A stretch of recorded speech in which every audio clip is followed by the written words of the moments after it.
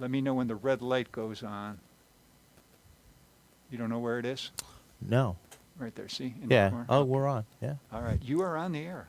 Did Fantastic. Richard, the red light has moved. See, it's not just me.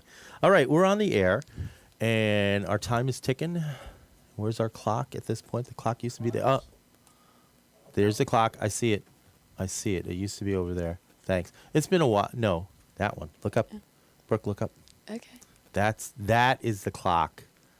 Got it. So, hey, it's the Plays the Thing. Welcome back. It's been a while since I last did an episode, but there is a major theater event taking place in Buffalo.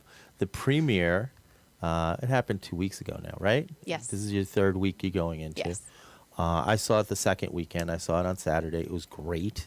And then I contacted John, and I said, John, do you want to do this? And he said, yeah. Yeah, he's a podcast slut. Just FYI, he'll go on anytime. You know, You are the only person I've ever done a podcast with. So I should feel special, right? This is. I believe think that so. is the idea. Okay. You're his one and only. That's special. So John, before this gets too weird, tell us about Rust and Redemption, which is now running at Western New York ART, American Repertory Theater. It was directed by Matt Lacusa, correct? And Yes. we have one of the stars of the show, Brooke Goergen, in studio, and we have John Snodgrass, and he's going to tell us how this project developed. Well, thank you, and thank you for having me here on the only podcast on which I've ever wanted to appear. Thank you, John. Where this play comes from, in the last couple of years, the American Repertory Theater has made a commitment to local writers, local Buffalo playwrights, and that has been 716. just a really courageous and exciting thing to do, and has, produced plays like The Paradigm Bomb and The Speed of Dark and Something Wicked, and so. Oh no. Oh no, Richard. And so it was such an honor to me to be invited to write one for this year. I met with Matt Lacusa and Justin Karcher last April. Mm-hmm. And they said that they would really like a play about a Buffalo rock and roll band. Mm-hmm. And that the theme of this season in the theater, the theme is redemption. And so I had these things, kind of kicking around in my head. I said, okay, I want to write about a rock and roll band. I want to write about redemption. And so having this theme of redemption, for one thing, it sends you on this, kind of down this crazy rabbit hole of envisioning all of the ways in which something can be broken and all of the ways in which something can be like dead and decaying. And so before I even started writing the play, I spent about 3 weeks just brainstorming and taking notes and thinking about each one of these characters and the ways in which they are broken and the ways in which they are alienated from each other, because this band has broken up 18 years ago. One of the members is dead. And so I thought about all of the ways in which these characters could be both deeply connected with each other and also deeply alienated in ways that are really, kind of ruining their lives. And so then when I finally started writing, then I started from that point of separation and brokenness. And I kind of worked my way toward redemption, toward, a reunion and bringing these characters back together. And the other thing that is really exciting about hearing that the theme of the theater season is redemption is that it meant that I, as a playwright, got to write a happy ending, which, you never get to do, and nobody wants it. Everybody hates a happy ending in the theater. I like a happy ending. There's nothing wrong with a happy ending. Yeah, I know. Well, Brooke, how do you feel I about like happy endings? That's right. I mean, I was happy that That Nick and your character, at least, it's implied yeah. Yeah. I think Uh-huh. it's. that there's hope. I think that once in a while Buffalo just needs like a win, and so I like that we got a win on this one. Well, there you go. That's right. I feel that way too. Yes, and when I go to see a play, I always wonder, is it going to end with two characters walking off the stage, holding hands? And you can write that. You wrote Yeah, that. that's right. So it's fun to get a chance to do that. But the classical definition of tragedy is people die, right? And the classical definition of comedy is people get married. That's right. That's right. So And, it's very Shakespearean what you did. That's right. And like an Aristotelian comedy, I wanted something that started with disintegration. Whoa. You're talking over my head now. I was with you with Shakespeare and then Aristotelian, whoo, and then you're going to, pedagogical, and, it's just all these words are just going to fly over my head, and I'm going to nod and smile, and it'll be great. But no, go ahead, John. I'm teasing you. Well, it's just like you said, kind of moving from disintegration toward integration, which can be like a wedding or, people coming together. So yes, it was really exciting to get to do that. John's one of the smartest people I know. Oh, same. Same, right? And because of that, my wife always, my wife will watch this eventually. She'll listen to it eventually. But he's weird. Most intelligent people, super intelligent people, are weird. And the stuff that you write, the 10-minute pieces. Have you seen many of his 10-minute? Okay. Yes. They're quirky, They're clever. They're clever and they're quirky. It's not just quirky for quirky. And then the other thing I know about John, because we've talked about playwriting quite a bit, because I write plays, but I only write 10-minute plays. I haven't written full-length plays like John has. But one of the things, one of his rules of thumb is that everybody has to have redeeming qualities, even the bad guy. You have to, so he tries to see it from the antagonist perspective. And I guess in this piece, the antagonist, now I'm going to suggest this, the antagonist is Gwen, who we never see. Well, we do see her. We see her daughter, spoiler alert, Right, her daughter plays her. Yeah. But Ever, she's the antagonist, right? Yeah. Yeah. Well, I mean, and also, I guess time is the antagonist. Oh, ooh. So run through the names of the characters and give me a general description. So it's a band and the name of the band was what? Was Sidewalk Nickel, which was which was a tough one, but I wanted it. I wanted Nickel because of Nickel City. Right. You were worried about Nickelback, and people would think of Nickelback. I did not want it to sound like Nickelback. I hear you. What I really wanted was I wanted the band to be called 5 Cent Redemption. Oh. And it was already taken. Really? So yeah, because I thought 5 Cent, and that was before I had the title. Uh-huh. But I really wanted that it was taken, so I came up with Sidewalk Nickel. Which sounds Buffalo. Yeah. I like it. And so in the play, Sidewalk Nickel was for high school students. Mm-hmm. There are the bass player and the drummer, who are Nick and Rusty, who are these two guys who've been playing together really since like 5th grade. Mm-hmm. And they've been best friends all their lives, really until this band broke up. Mm-hmm.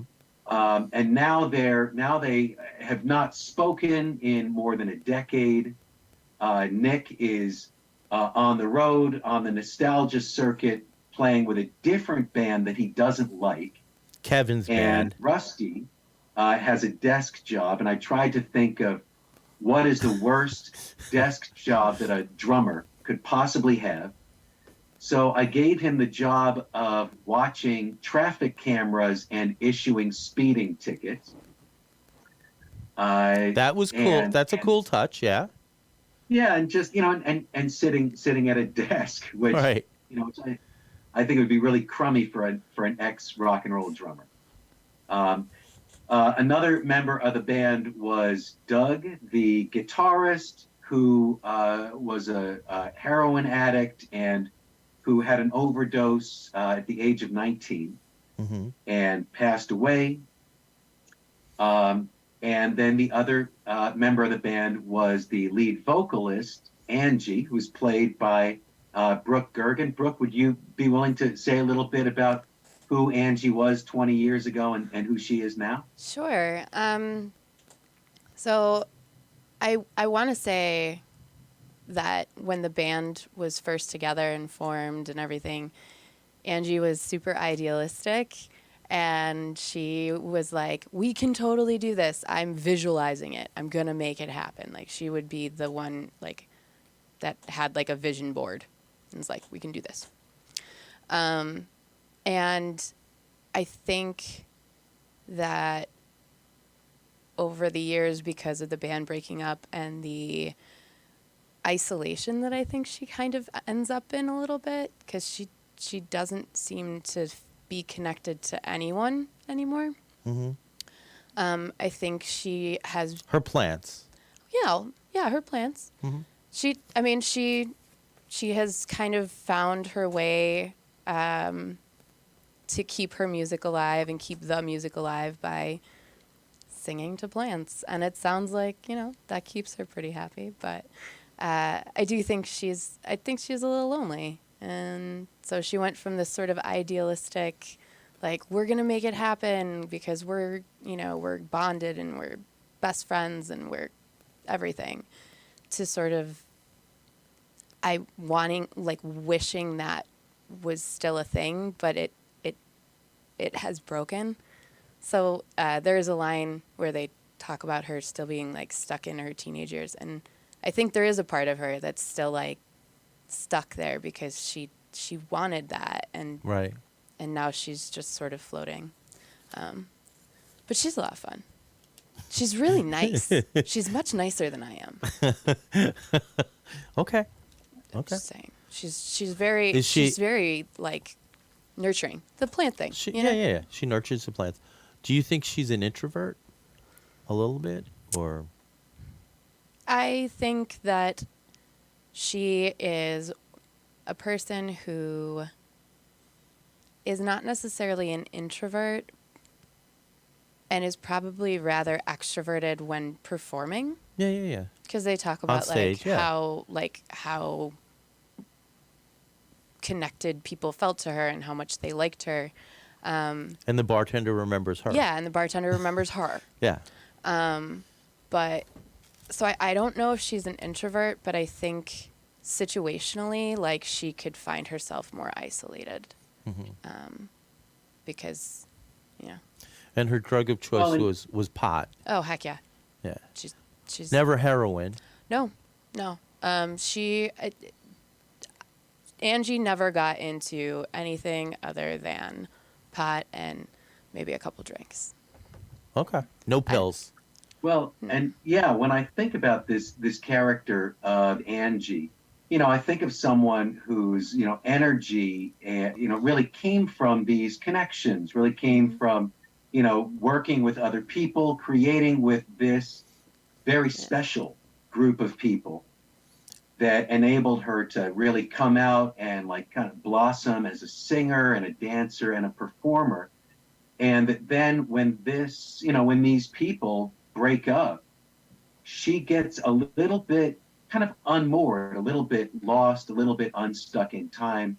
And she refers to it, that she, feels like like she doesn't necessarily exist anymore, or Sure. that she started to question whether or not she still exists. And part of the reason for that is that I really want to believe, me as the writer, and also for people in the audience to be able to believe that her optimism is still there, that it's still ready to come out, that in a way she has not really aged, and that, who Angie was at 18 Mm-hmm. is now ready to, just come right out again as soon as these, relationships get back together. But she's been kind of like in stasis. Mm-hmm. A little Yeah. bit, yeah. She's Whereas Rusty has moved on to a police career, and Nick has advanced in his music career. Yeah, well, and I mean, I guess I feel like, Rusty, the drummer behind the desk watching traffic cameras, he's also In a type of stuck. stasis. He's trapped. Mm-hmm. And that the character of Nick, the bass player, even though he's still touring, even though he He's still trapped. gets to play the He's in a bass for a box. living, Sure. he's right. He's also trapped because he has to mimic someone else. He has to play the exact same bass patterns that someone else played. So I wanted all of these characters to be need this. stuck, to be a little bit frozen. To need this event to Right. get them unstuck. The redemption. Yes. And then the other character in the play is, there are two other characters in the play. One is Sylvia, who is the dead guitarist's daughter, and she is now 20, and she is also a guitarist and a musician. Has and an she opera. Is right. She's composing an opera, and she's trying to create something for herself, Mm-hmm. but always stuck under this shadow of what her father's death and what he failed to do. And so when she encounters his three former bandmates, Right. she has a lot of resentment toward them because she feels that that they could have helped to keep her father alive, or made her father successful so that he could have survived. And a lot of the play is her process. And of course, for me as a writer, I knew that I needed somebody on the stage who did not know these characters, because that's the best way to get the information about the past. Someone who doesn't know these things. Right. But she has a version of the story, but it's provided by her mom, Gwen, who is Right. forever resentful, and thinks that Angie killed Doug, and Nick killed Doug, and Yeah. Rusty killed Doug, and everything was all our fault. and she has she accepts no blame in any of this. Right. So And then go ahead. rounding out the cast, the fifth character is Lou, and he's the bartender. But in terms of the play, So he does is have a also- name. He does have a name. I don't remember them saying Lou. Yeah. Okay, so he's Lou. I named him after Lou Reed. Okay, good. I think Lou Reed would and, be happy with that. Yeah, and he, he's there to speak for the history of rock and roll. He's someone who loves Who's bartended for Motown years and all jazz. seen all different bands. Yeah. And then, so to him, the whole grunge thing was this like scrawny suburban, kid, like this whiny thing, and Blue he jeans, doesn't- flannel shirts, sure. Yeah, Yeah.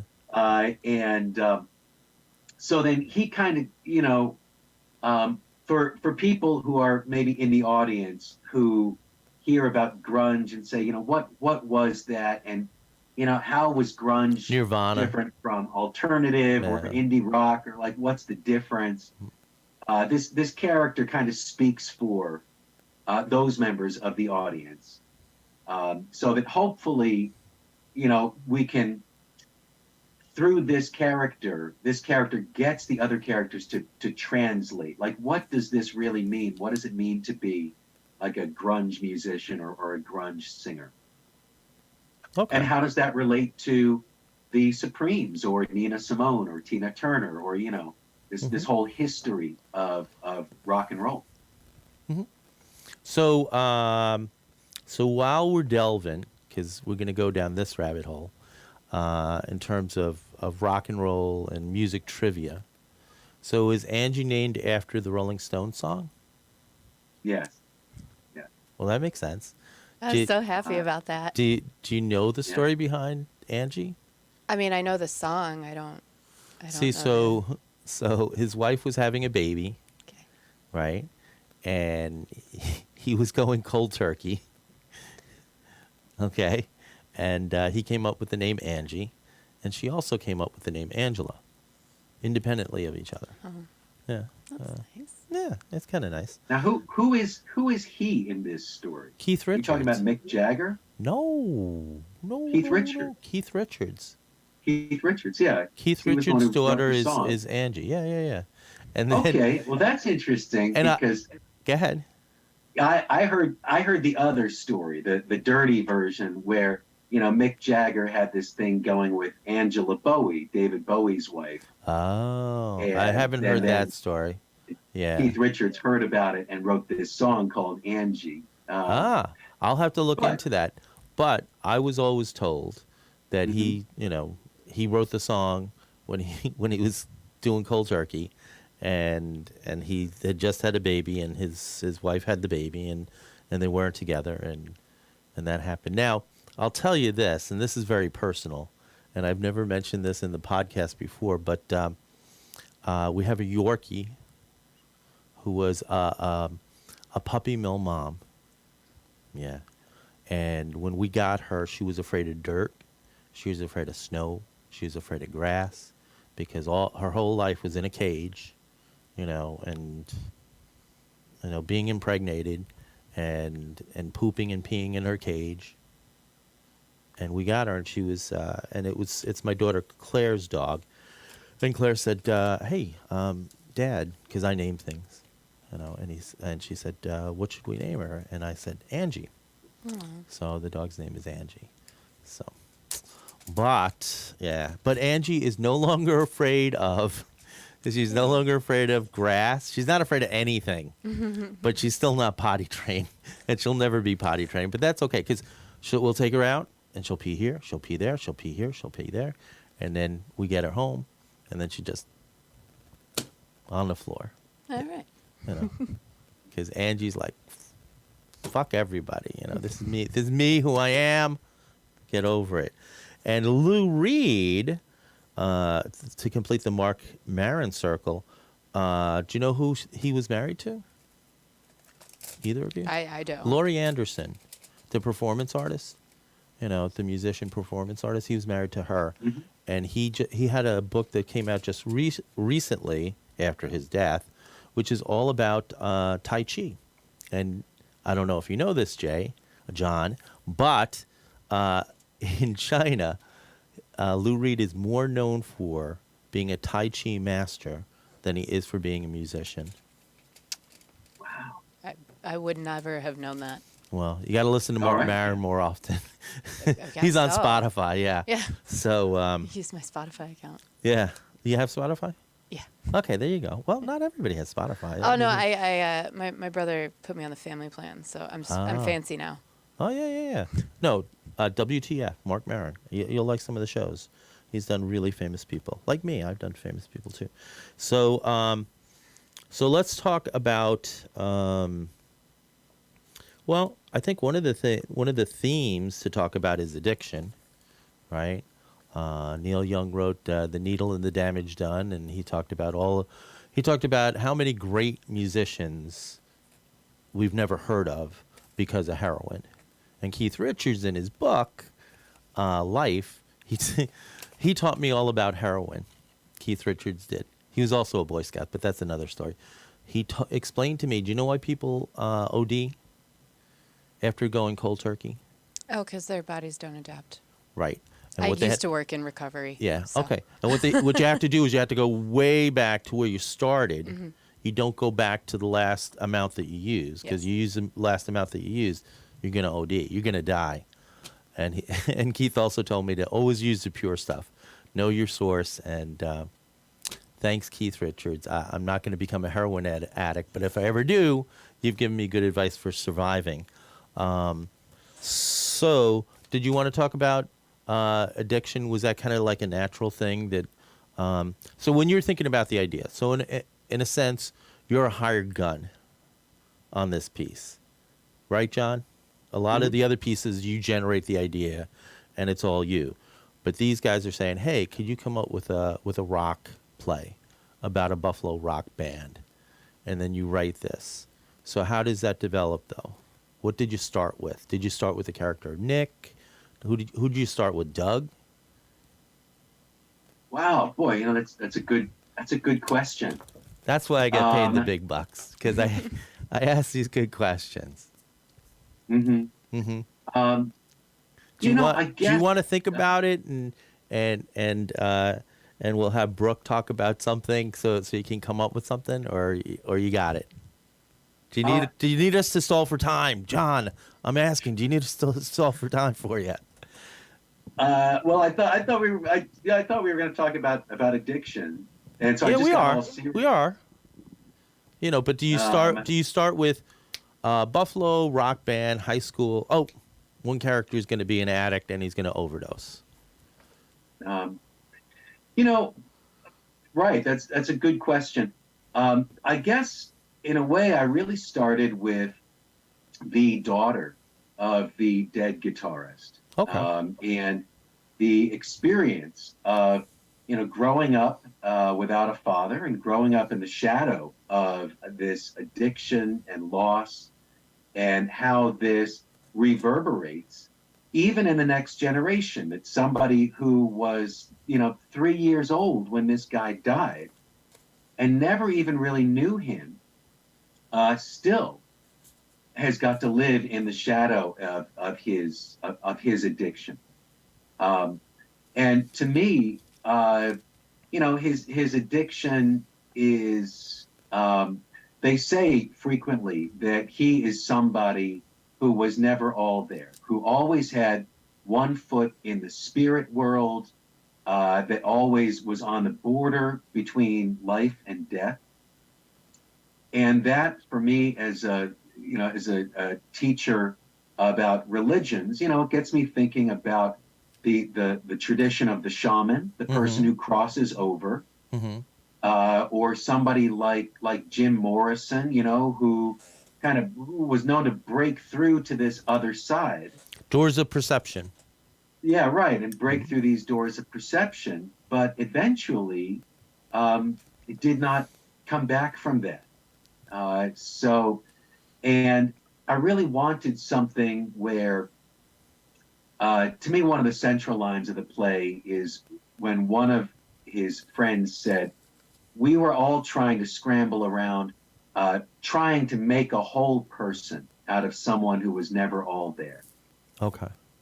And that was why I went with addiction. That was what I really wanted, because it creates this opportunity to show that, in the case of Doug, the guitarist, it was the friends of the addict who had to do the things, who had to be there for his daughter, Hold the who had to be baby. there at the Yeah. birth, who had to, who sang her to sleep, who did the things that a father should do.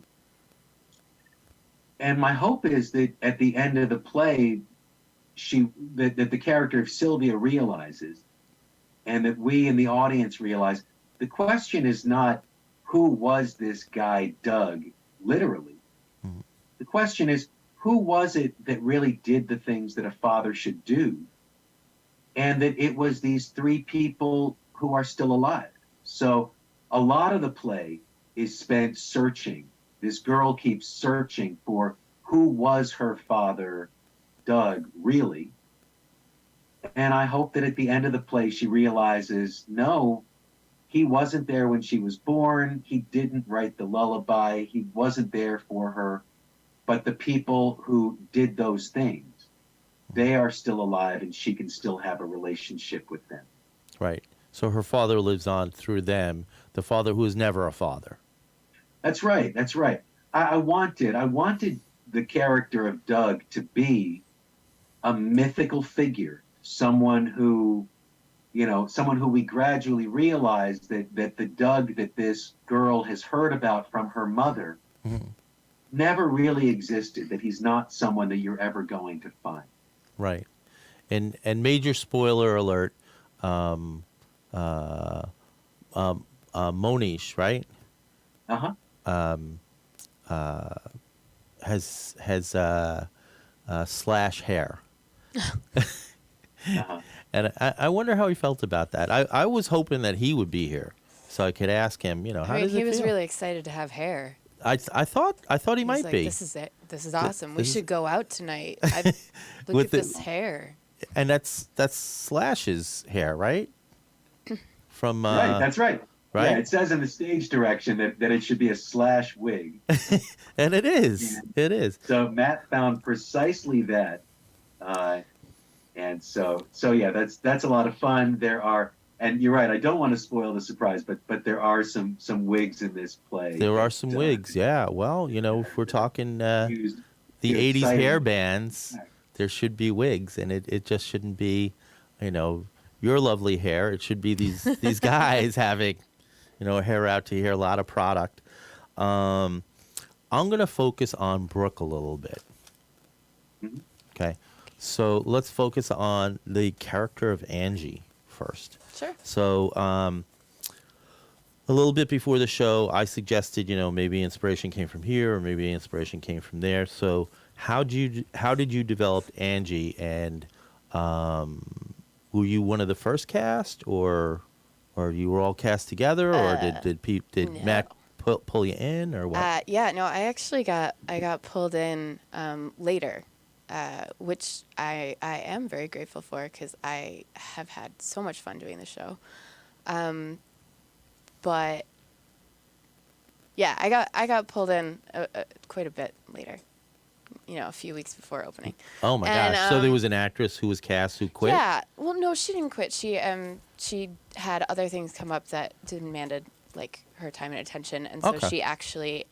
she actually asked me if I would maybe come. So she's a friend of yours. Yeah, come Oh, read cool. for it. Hmm. And so I thought I was auditioning, but then Matt Lacusa was just like, Brooke's going to play Angie. And I went, that was the easiest audition I have ever been to. I just got handed the script. So you and told- knew Matt before this? Or no? Yeah. Okay. Yeah. Buffalo theater, Is a there's a small lot community. of it, but Yeah. there's only so many of us.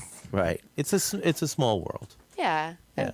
I kind of like it. Yeah. But yeah, so I was not the first person cast, but I've been enjoying the process, and I think it was a good fit, right, John? Yeah. lie to me, Oh, John. And I'll be honest, like I knew the story that John was putting together. I knew that this was I knew the premise, but I hadn't read the script. And so when I showed up to audition, I had only been able, I had gotten the script about 20 minutes earlier and had been able to read like 5 pages. So I really didn't have context for the character. So in my head, I heard like grunge band female lead singer, and I thought of like a harder character, like somebody who was like a little more like rock and roll, a little bit like edgier maybe. And Angie, Chrissy Hine, Pat Benatar. Who were you thinking? I guess maybe more like maybe more like Deborah Harry, Pat Benatar, and then it turns out Angie's Blondie, really right. more like Stevie Nicks. Yeah. So Yeah. Christine McVeigh. Yeah. yeah. Yeah. So that's so when I first started reading it, the character had to morph into something that was a lot softer than what I think of when I think of like lead singer of grunge band, and a lot softer than like I have typically played, because I tend to not play very nice people. Oh. Well, on that note, why don't you why don't you tell us about your resume, your theater resume? Who have you played?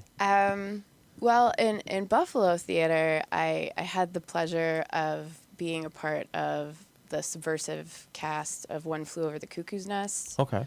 And you with- played Nurse Ratched? Or? No, I played one of the hookers. Oh, okay. So, yeah, I played Sandy, one of the hookers. Uh-huh. And that was funny because the director for this show was brother, so Tom Lacusa. Directed it? No, Oh. was the lead. Oh, in he One played the Flew- Jack Nicholson yeah, part. Yeah. The, So the McMurphy. yeah, he played McMurphy. So Yeah. there are lots of connections all over Buffalo.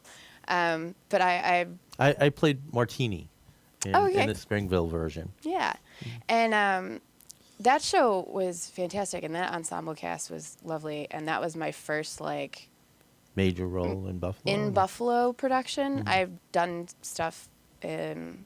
So you're not in- originally from the area? No. I just mean like I've done stuff in like East Aurora and like with Niagara Regional Theater Guild Oh. and stuff like that. But like, Aurora Players, you've done Yeah. stuff? Okay. yep. And my first role with Aurora Players, I played Crystal Allen in The Women, and Okay. had stolen someone's husband. Uh-huh. You know, so there's a theme here.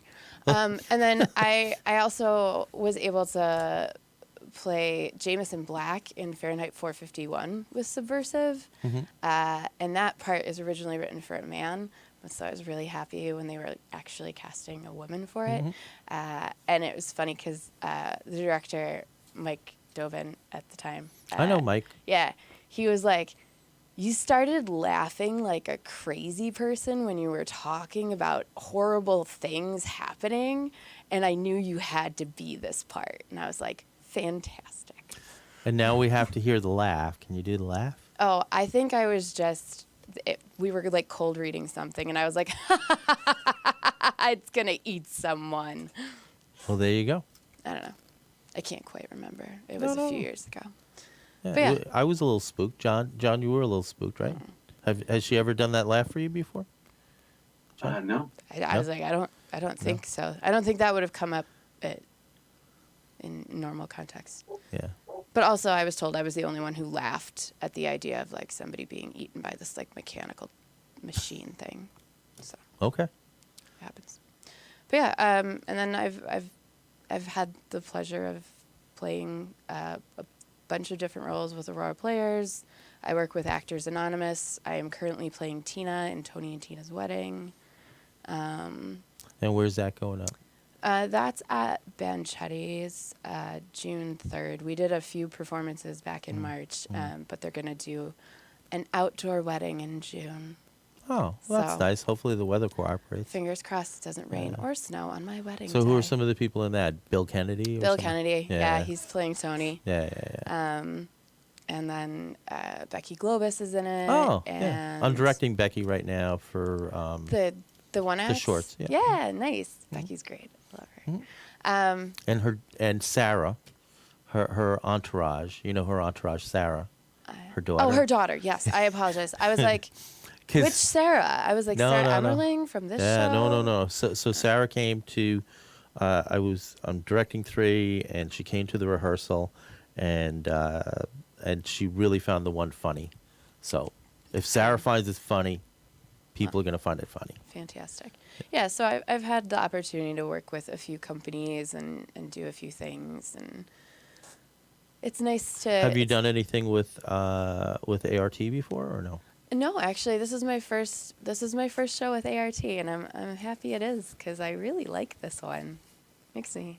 It's a really good play, and I told John that I think it's, and I don't know how he's taking this. I think it's some of his best work because it's a topic he knows about. He knows about music, and it's about real people and real emotions and real conflicts, and because I know a lot of the work that I've seen of yours, John, is the 10 minutes. And as we already discussed, they're clever, they're smart, they're intelligent, and they're quirky. But this is less, it's clever at different points. It's a little quirky at different points, but not really. It's just It's normal. I'm sorry. There you go. It's normal, but it's normal and it's beautiful. You know, That's it's okay. And it's a very sincere play. It's genuine, right? well, and it's Yeah. really special to get this opportunity, to really, to write something, and it's a challenge as well because, you when you've been working on 10-minute pieces, For years, there's paying like a your note now at the dues. bottom. There's a note at the bottom of the screen now that says boring. So I'm Oh, wondering. who is? Anyway, Oh, I know who that is. He's another. Mick. Whatever. One second. No. Because he does posting comments He does or- podcast. And it's Okay. like, okay, thanks, Mick. Thank you. I never said anything nasty to you. This is boring. You like other topics. Your show. You do your show every week. We'll see it. Great. Thank you, All Mick. Anyway, but it's a really special opportunity, to get this chance, because it's true. A lot of the opportunities for local writers are for 10-minute pieces, Yeah. and you do the best that you can, and and you get as much stuff in there as you can, and you want to put in, something really special, but for this, It's hard to starting do. out It's saying- hard to do a beginning, a middle, and an end in 10 minutes, and to actually Right. say something. Go ahead. Sorry. Yes. And so for this to get the chance and say, okay, well, I get to write this 90-minute piece, and so I'm really going to think about all of these characters, all of the ways that they can be connected, all of the ways that they can be empty inside, and the ways in which that can be explored and resolved. Mhm. I mean, or at least, we walk out with the sense that they can find resolution. Right. It's implied. So, You know what I'm going to yeah, do? and- I'm going to play the song because an original song was written by John for this. Oh yeah, can I set this up? Yeah, definitely. I'm trying to So- remember the button. There it is. When I had the meeting with Matt about writing this play, one of the things I said, well, Matt if we're gonna- Lacusa. with Matt Lacusa, yeah. Mhm. If we're going to do this play and the characters are going to spend the whole time talking about a song, I said I would like a chance to at least try writing a song, the song that they're talking about. And I said then you can listen to it and decide whether or not to use it in the play. And so then I was very fortunate that Matt did like the song, and I got a friend of mine to play the bass and guitar parts, and one of the actresses from the play, Sarah Emmerling, came and recorded the vocal track. It's not me. Okay.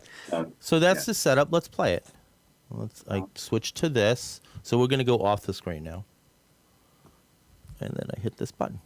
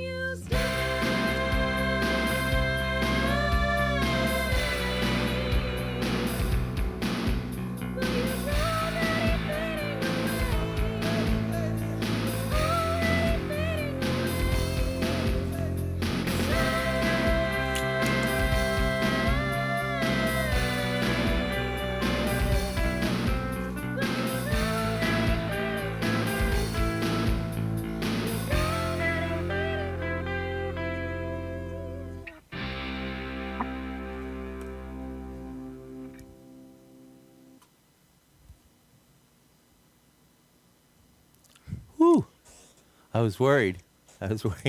You know, he says press the button, and I don't know if we're gonna get back. Yeah, and it here would we have are. been no help for that. None. Okay. Well, that's good to know. It's good to know, Brooke, that if something goes wrong technically. Not your person.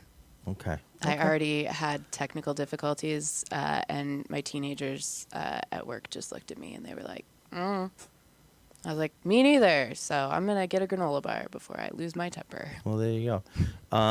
I want to go back to addiction, and I want to talk about your knowledge of it, right? Because my wife works in drug prevention too. She's worked with Western New York against drug and alcohol abuse, and she works with another coalition now. But and I want to bring you in on this too, John, and that is with his addiction. Addiction is a disease. Yes, Yes, I believe so. it's a disease. In a sense, though, is Doug's overdose kind of like, even though it's not suicide, isn't it kind of like a suicide? What do you think? I don't know. You know, I didn't write the play, and I don't know.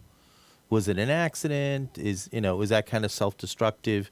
You know, it's a disease, so he can't necessarily control it. Yeah, that's a really good question, and That's two good questions, Brooke. Two good questions. that's right. That's right. In less than an hour, but Right. go ahead, John, and then Brooke, you have expert knowledge on this, so. I mean, I have knowledge from working in prevention relapse and working with So you rehabs, didn't- but So you did recovery too. So Yeah. there's prevention, because there's the prevention people, and then there's the recovery people, and there's, they're different. They're hitting it at different angles. yeah. Yeah, it's the same problem. But John, you were saying? Oh no, I just in the context of the story, I thought of it more as as an escapism, or as kind of a crossing over into another realm. Okay. So I'll confess, when I was writing the story, I was not that focused on the real the mechanics of addiction, and that the medical or the psychological elements of it. Okay. So I was yes. So Brooke, but you've worked in prevention and recovery. Yeah, I worked in prevention for years, but I worked a lot in relapse prevention. Okay. Which is so, specialized. It's people falling off the wagon. People Yeah, who were yeah. recovered. And I still continue work now with the recovery community, just from a different point of view. Like now my education is about sex instead of, relapse prevention. And you work with Planned Parenthood. Did you want to talk about that and plug that a little bit? Because you do a drama initiative. Yeah, so I am the producer for teen reality theater through Planned Parenthood of Central Western New York. And I run that with Tony Alcacer, who's an actor in Buffalo as well. And our program is actually paid employment for teenagers. They audition and interview, and then they become part of this ensemble where they receive education about sexual reproductive health, minors' rights, LGBTQ rights, and then they take all of this education and then they write short skits as well as full-length plays around those topics, and we get the opportunity to perform them in the community. And we also, during COVID, got to pivot, and instead of doing a live performance of a show that our teenagers had written, we turned it into an audio drama, which is out on pretty much every platform that I can think of, but I don't know that many, but Podbean, Spotify, Apple, Google, whatever. Amazon Prime. Amazon. Whatever, yeah. Yeah, and it's called The Reflection by Teen Reality Theater. So. and that deals with like some generational trauma and teen pregnancy and stuff like that. So. And then what's the process? You get somebody comes up with an idea, and then you workshop it, or they write, or it's all different. It's all different ways. It's all different. So there's no. This is how the teenagers write. Some of them like to write on their own. Some of them like it to be a group thing. Some of them say, "Please don't make me write anything." But since it's an ensemble, everybody has to do everything at some point. So they all act. They all Yep. help in the production. They the all props and everything. act. They all help with the production. They all do the education that goes along with our programming. So a lot of times when we do things, they have also written the education workshop that goes along with the skit or the play that they wrote and performed. Cool. Yeah. Yeah. So that's a plug. And what other theater? So you're doing Tina and Tony's wedding. Tony and Tina's. Tony yes. and Tina. Sorry. Yeah.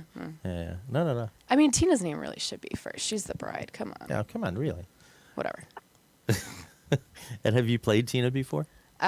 This past March was my first venture as Tina. I had already played One of the bridesmaids? pregnant maid of honor and one of the other bridesmaids for a few years. So, but it's my first time getting married.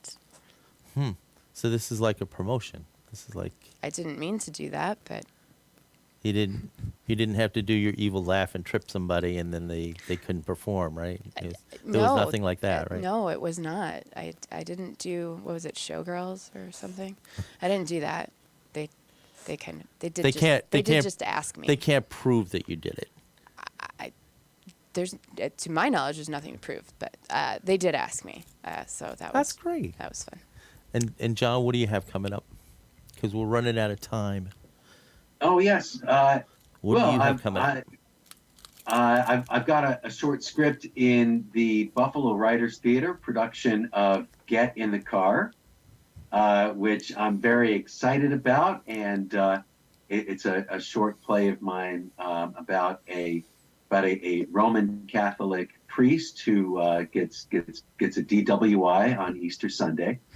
Every Easter Sunday. Every Easter Sunday. There's a story. It's a good story. It's a good play. I saw. Did you come to the reading? I did. Oh, okay. So then you saw me and you saw the play, and so you knew me before. Yeah, kind of. You saw me. Yeah, okay. And that's a return to the question of, in a 10-minute play, can we explore real feelings, and hopefully some depth of character, even just in a very short piece. So. I'm excited about that. And then it covers a lot of ground. It does. Uh-huh. It has a beginning, a middle, and an end. It covers. There's a story arc for both of them. There's a character arc. I'm impressed. It was a good piece. This fall, I've got a book coming out entitled Shakespeare's Goddess, the Divine Feminine on the English Stage, which is a companion to my book Supernatural Shakespeare. So I'm editing that this week, Shakespeare's Goddess, and it's really exciting to see that moving forward. So I really look forward to sharing that this fall. Brooke, yes. I don't want you to be jealous, Uh-huh. but John has written a book, and he's dedicated it to me. Really? Because I believe there was a conversation once about how if you're reading this book, your name is probably Brooke, but whatever. That's right. That's right. So do you see a future where Brooke will have a book, a J. Snodgrass book dedicated to her? I do not need a book. Yeah, actually, I do think so.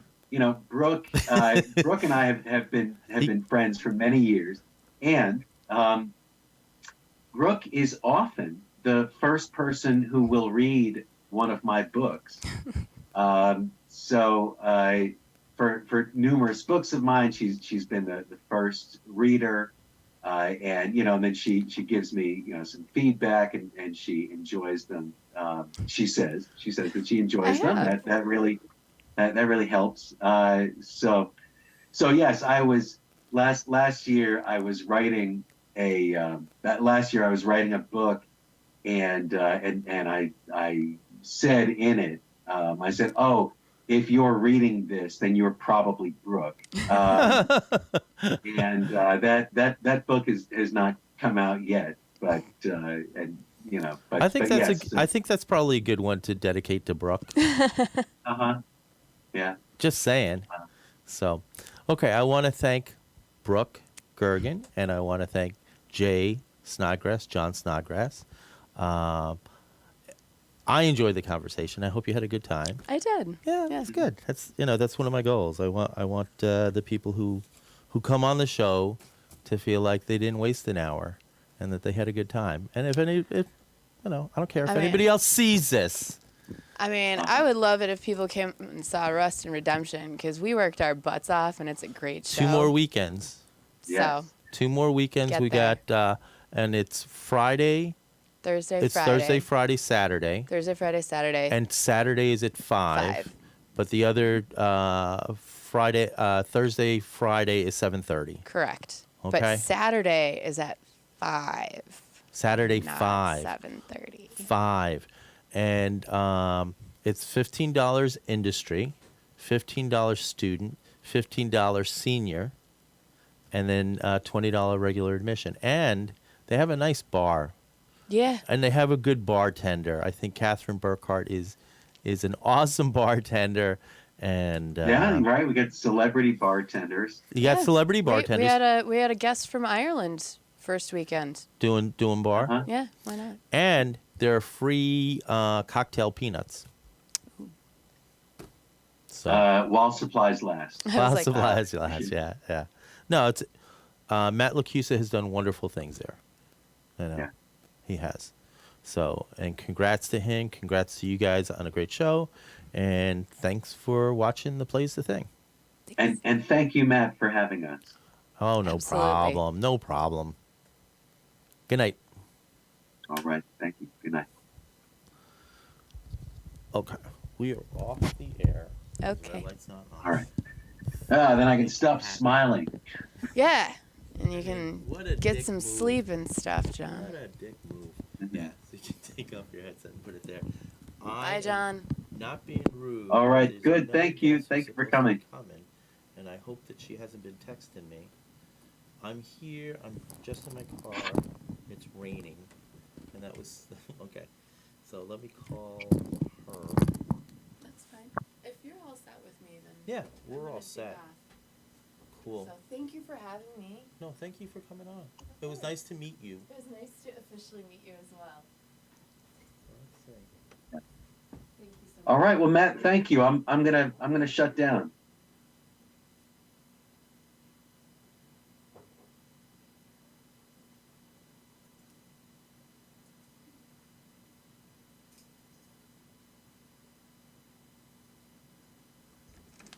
Would you like me to send you the links to the what we just did? Yes, please. Should I send it to you on Facebook? Yeah, you can do that. That works. Okay, so all I need to know is the name that you go by on Facebook. It's Brooke, Brooke.